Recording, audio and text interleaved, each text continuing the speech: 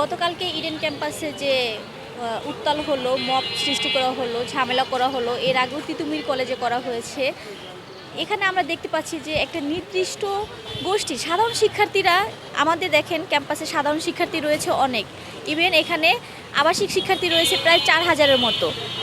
আবাসিক শিক্ষার্থী সকলে কিন্তু এখানে আসেনি। আপনারা ভিডিওগুলোতে দেখেছেন যে হাতে গোনা 20 থেকে 25 জন শিক্ষার্থী এখানে তারা একটা ঝামেলা করার জন্য এসেছে এবং তাদের সকলের কিন্তু মুখ ঢাকা ছিল, সকলের মুখ ঢাকা ছিল। তারা চাচ্ছে যে ছাত্র রাজনীতি নিষিদ্ধ হোক, কিন্তু গুপ্ত রাজনীতিটা টিকে থাকুক, তারা এটাই চাচ্ছে। কারণ দেখা গেছে যে প্রত্যেকটা ক্যাম্পাসে, সেটা ইডেন সহ, তাদের একটা গুপ্ত রাজনীতি চলছে ক্যাম্পাসে। কিন্তু যারা নাকি হচ্ছে এই গুপ্ত রাজনীতিটা চালিয়ে যাচ্ছে, তারা কোনোভাবেই চাচ্ছে না যে অন্যান্য সংগঠন, বিশেষ করে ছাত্র দলের রাজনীতিটা ক্যাম্পাসগুলোতে থাকুক।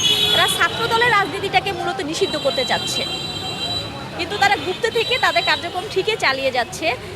এবং আমাদের যে ক্যাম্পাসের দেয়ালগুলোতে যে গুপ্ত লেখা ছিল, বা অন্যান্য সংগঠনেরও তাদের স্লোগান, তাদের মানে কার্যক্রমের প্রেক্ষাপট, চিত্র সব কিছুই ছিল। কিন্তু গতকালকে যারা ঝামেলা করেছে তারা সব কিছু বাদ দিয়ে শুধুমাত্র গুপ্ত যে লেখাটা ছিল, আমাদের ছাত্রদলের এর আগে যে কর্মসূচি ছিল গুপ্ত, সেই কর্মসূচিটা আমরা যখন পালন করেছি, তো গতকালকে সেই গুপ্ত লেখাটাকেই তারা শুধু মুছে দিয়েছে, বাকি সকল লেখা কিন্তু রয়ে গেছে। তাহলে এখন আমরা কিভাবে বলতে পারি আসলে এরা সাধারণ শিক্ষার্থীর ব্যানারে? একজন সাধারণ শিক্ষার্থী যদি এই কাজ করে থাকে, তাহলে তাদের কাজ কি হবে? তারা সকল ধরনের লেখা মুছে দিবে, তারা সকল ধরনের রাজনীতিকে বন্ধ করার চেষ্টা করবে। তারা কিন্তু নির্দিষ্ট একটা দলকে এখান থেকে সরানোর জন্য চেষ্টা করবে না। এটা কিন্তু তারা সাধারণ শিক্ষার্থীদের ব্যানারটাকে কাজে লাগিয়ে তাদের গুপ্ত রাজনীতিটাকে চালিয়ে যাচ্ছে। তারা যে ব্যানারগুলো ছিঁড়ে ফেলেছে, এটা অবশ্যই আমি ধিক্কার জানাচ্ছি যে একটা রাজনৈতিক দলের পোস্টারকে তারা টেনে ছিঁড়ে ফেলেছে।